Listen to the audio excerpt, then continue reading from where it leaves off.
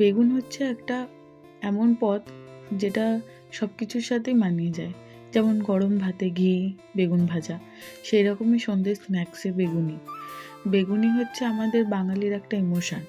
তো বেগুনি আমরা খেতে খুবই ভালোবাসি।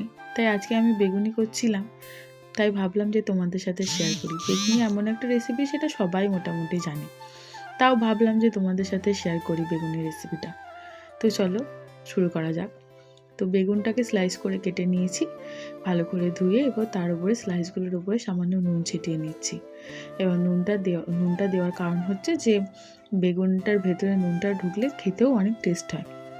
এরপর আমি কি করব, একটা পাত্রে কিছুটা বেসন নেব এবং বেসনটাকে আমি একটু ছেঁকে নেব। কারণ হচ্ছে বেসনের মধ্যে কিছু লাংস থাকে, সেগুলো ছেঁকে নেওয়ার ফলে খুব ব্যাটারটা খুব স্মুথ হয়, এবং ব্যাটারটা স্মুথ হলে বেগুনিটাও খুব ভালো হয়। তো আর কিছুই নয়। এবার আমি কি করব, কিছু বেসিক মশলা দেব, যেমন নুন, লঙ্কার গুঁড়ো, ধনে জিরে গুঁড়ো, হলুদ গুঁড়ো, একটু আদা রসুনের পেস্ট।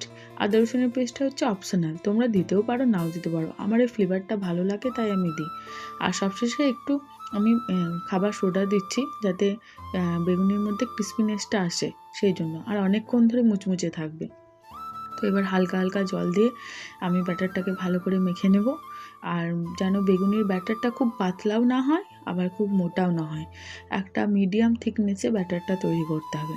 তারপর আর কিছুই নেই, কড়াই এবার গরম হয়ে গেলে কড়াইয়ে তেল দিয়ে, তেলটা গরম হয়ে গেলে এবার একটা একটা করে বেগুনি বেসনের ব্যাটারে ডোবাবো আর কড়াইয়ে ছাড়বো। আর এরপর কড়াই যখন বেগুনিটার এপিট ওপিট লাল লাল হয়ে যাবে, তখন আমরা বেগুনিটাকে তুলে সুন্দর করে মুড়ির সাথে সার্ভ করব। ব্যাস, আর কিছুই না। এবার বেগুনির সাথে আমি একটু চা করেছিলাম, চায়ের রেসিপিটাও আমি তোমাদের সাথে শেয়ার করেছি। চায়ের তো আর কিছু রেসিপি হয় না, আমি চাটা করলাম বলে আমি তোমাদের এখানে ভিডিওর সাথে দেখিয়ে দিলাম যে চাটা করছি। তো বেগুনির সাথে চাটা বেশ ভালোই মানায়, তাই বেগুনি আর মুড়ি এবং তার সাথে 1 কাপ চা, ব্যাস আজকে সন্ধ্যেটা খুব ভালোই জমে গেল।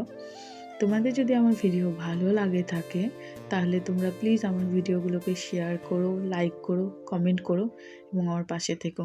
আজকে আসছি, টাটা।